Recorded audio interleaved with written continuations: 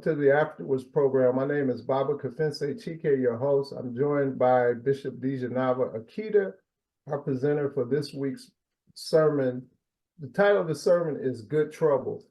Greetings and welcome to the Afterwards program, Bishop Dijanava. How are you this evening? Doing great. Thank you for having me. Could you tell our viewers what inspired your sermon topic and the selection of the scripture for this week? What inspired me was the idea that we are living in a time of turmoil, similar to the time of turmoil that happened after the crucifixion of Jesus. And in spite of the dangers and the difficulties, because they were building a revolutionary movement, the disciples were inspired and motivated to continue on, even though they were faced with trouble. But they were really instigating trouble by carrying on Jesus's revolutionary ministry. Jesus himself was labeled a troublemaker. And so I thought about the words of the Honorable John Lewis, who always talked about making good trouble, that sometimes you had to get in the way of injustice. You couldn't just let it go by. And so that's what was my motivation. And that was inspiring to hear, and how you tied it to other examples. As the sermon opens, you explain that the Pan-African Orthodox Christian Church is going through or in the season of Pentecost. Would you say a little more about Pentecost and explain its significance, particularly in relationship to Easter? As we know, in the traditional church, Easter is like a really big holiday, but it seems to me the way you contextualize Pentecost, it at least has equal importance. So could you elaborate on that, please? Oh, absolutely. Pentecost signaled the beginning of the actual church that was born out of Jesus' movement, because before that, it was just basically a movement. Jesus was a practicing Jew. He was from the tradition of Judaism. And after he was crucified, the disciples were distraught. They were trying to go back home they were trying to go back and catch fish and go back to their old lives, but because they were despondent. A lot of people think that Easter was the climax, that this was the moment they had been waiting for, but that was not the moment they had waited for. You know, as the disciples told them, the followers went on their road to Emmaus, it was our hope that he would be the one who would liberate Israel. They weren't expecting him to die, but Jesus was willing to sacrifice himself. And so they were distraught, and they had to go through a process of coming to understand that they could carry on what Jesus had told them they could do. You can do what I do and even greater things. And so it was a period of them coming together, recovering their faith, and then going on to carry out the mission that they had committed their lives to.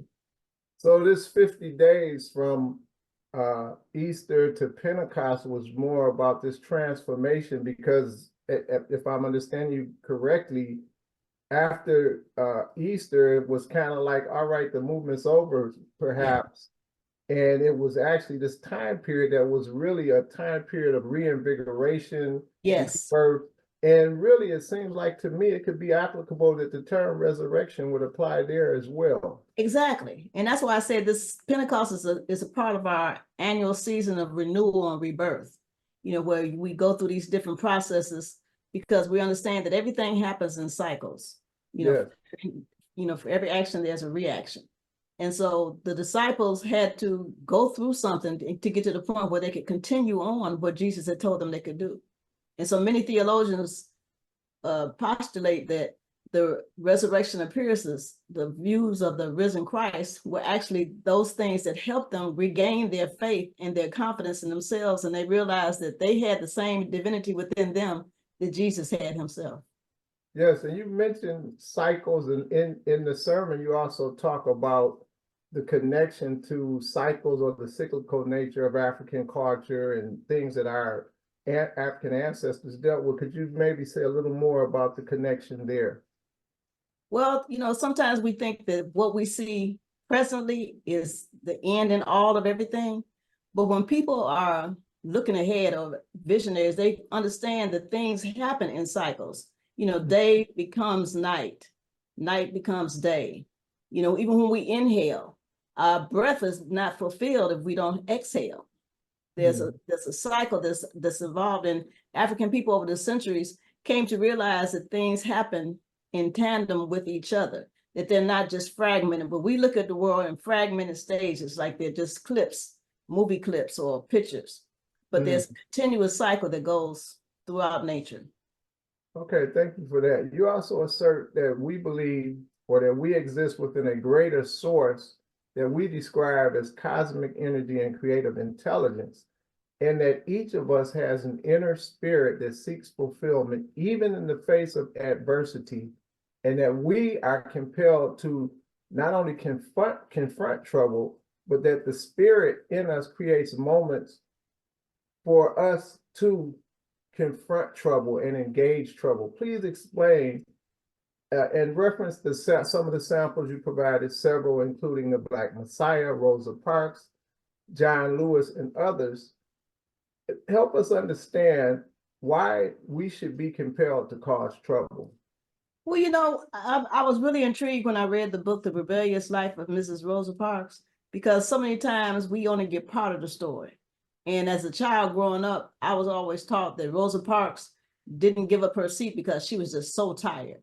But as I read her personal account, she said she was tired, but not physically tired in the sense that any more than any other day. She was tired of the injustices that were being perpetrated. And she said she wasn't going to take it anymore because Black people in Montgomery were being victimized daily. They were the major occupants of the buses, and they were being treated poorly.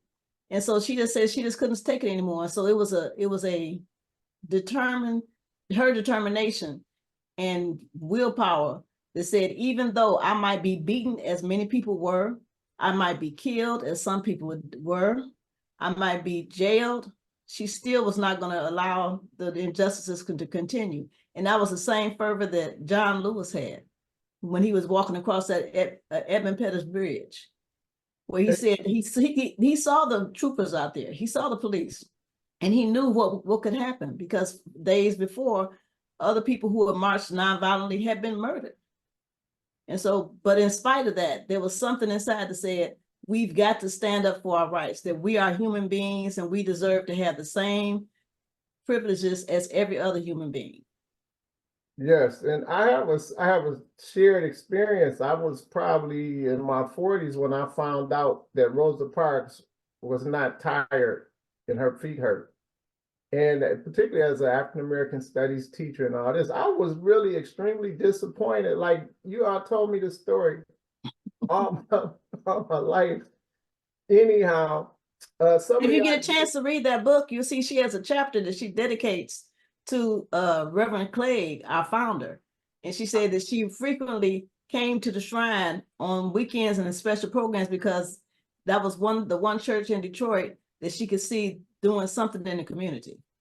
And you know what I thought about as I reviewed the sermon and listened to it is when Jeramogi left St. Mark's Church, I think it was, it made me think of somebody that had, because he was being criticized and he encountered or brought on the good trouble, which led to the founding of our church. Exactly. That was good trouble when he unveiled that Black Madonna. Oh, yes, sure. Ideas like inner divinity and good trouble and things like this, particularly how you frame them in the sermon, are a departure from the ideas associated with the typical church today. Why should we not simply be content with preparing for a better life in the by and by or preparing to go to heaven? Why should we not do that and spend more of that spirit that encompasses or embodies who we are to engage in trouble and to bring about change? Well, we have a responsibility to act now. You know, God created us for a reason and a purpose. And so we can use that strength that we have to make a change now, to bring the world into balance, into harmony, because now it's out of balance, it's out of kilter. And we can't just let things that because they appear a certain kind of way to stay that same way. Change happens when we make change happen. And when we make change happen, that's good trouble. Thank you, Bishop DeGenova, for an enlightening and spirit-filled sermon and for this very, I think, enlightening conversation. Before we close, is there something that I may have missed, overlooked, or that you may like to leave our viewers with? Well, just the fact that realize that, you know, we have the ability, whenever we come together as a group, to make change happen. You know, it starts with us from the energy that we have within, and then we come together as a group. Individuals can complain, but groups can make action happen. Thank you so much for that. Thank you for viewing to our viewers for viewing another episode of Afterwards, which is our discussion with the presenter of our weekly sermon, which is presented by the Pan-African Orthodox Christian Church's Villa Kuta, which is Church Without Walls. We invite you to join us next week and, of course, every week for all of our Villa Kuta broadcasts and our Afterwards program. We hope you have a peaceful and productive week. Asante Sana.